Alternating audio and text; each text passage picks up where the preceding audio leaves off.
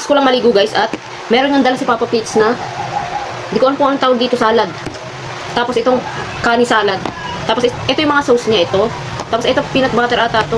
Tapos dahil nga first time ko nga kumain na itong kani salad, kinain ko yung papel niya. Akala ko nakakain. Ayan, nakabalot siya dito sa papel. Ayan. Kinain ko, akala ko nakakain siya. Ito lang pala yung nakakain itong puti na to. Hindi ko alam kung anong tawag dito. Ayan, ganyan siya. Meron siyang mangga, tapos pipino, carrots, tapos meron siyang crab stick. Hindi ko nga alam kung anong sausawan nito, kung ito bang peanut butter o itong kulay dilaw na to or itong mayonnaise. Pero natikman ko na siya, masarap siya dito sa mayonnaise.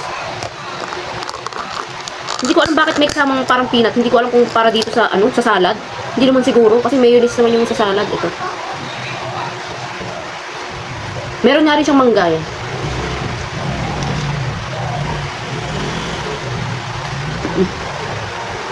Ganyan siya. Meron sa gitna. Nasa gitna yung kanya Wala na. Nakain ko na kanina yung papel.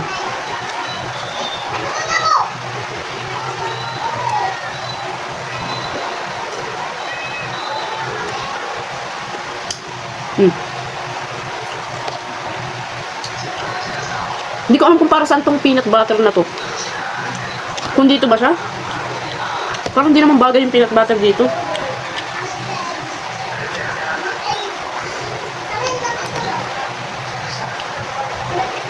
Tatry ko din dito sa peanut butter. Kasi iniisip ko kung sa salad siya, parang hindi naman bagay kung dito siya. Kuha pa ako ng isa. Ang purpose pala ng papel na to, para hindi sila magkadikit-dikit. Try natin dito sa peanut butter. Hindi ko alam kung bakit may kasamang peanut butter, kung dito ba talaga to. Ayan. Try natin kung masarap ba.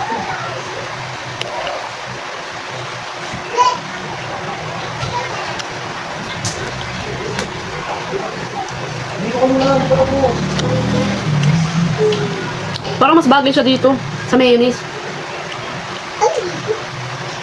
Parang mas bagay siya dito.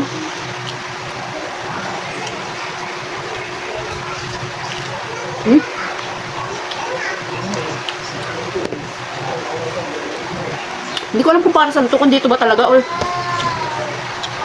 hindi ko lang nagustuhan talaga yung lasa pag sinausaw sa sa peanut butter. Kahit araw-araw mo akong pakainin ng salad o kaya lumpiang sariwa, ganyan. Ito naman kakainin natin. Ito yung ilalagay ko. Hindi ko alam kung tama ba. Kayo na lang magsabi kung saan ba ginagamit tong mga to.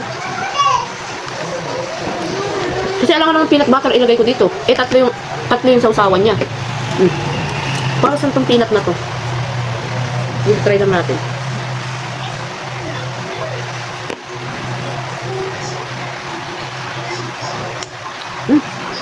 Sarap siya dito. Masarap. Wala akong tinidor. Kunin ko yung tinidor. Ito na guys. Tinidor. Sarap nito. Pati itong manok panalo. Meron siyang lettuce. Tapos mais. Wala na pala siyang ibang kahalo. Mais lang tsaka lettuce. Tapos itong manok.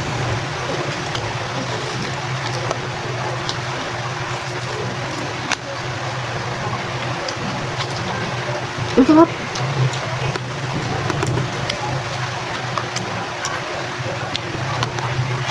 Ang sarap nito. Ito bahala na yung peanut butter kung saan siya.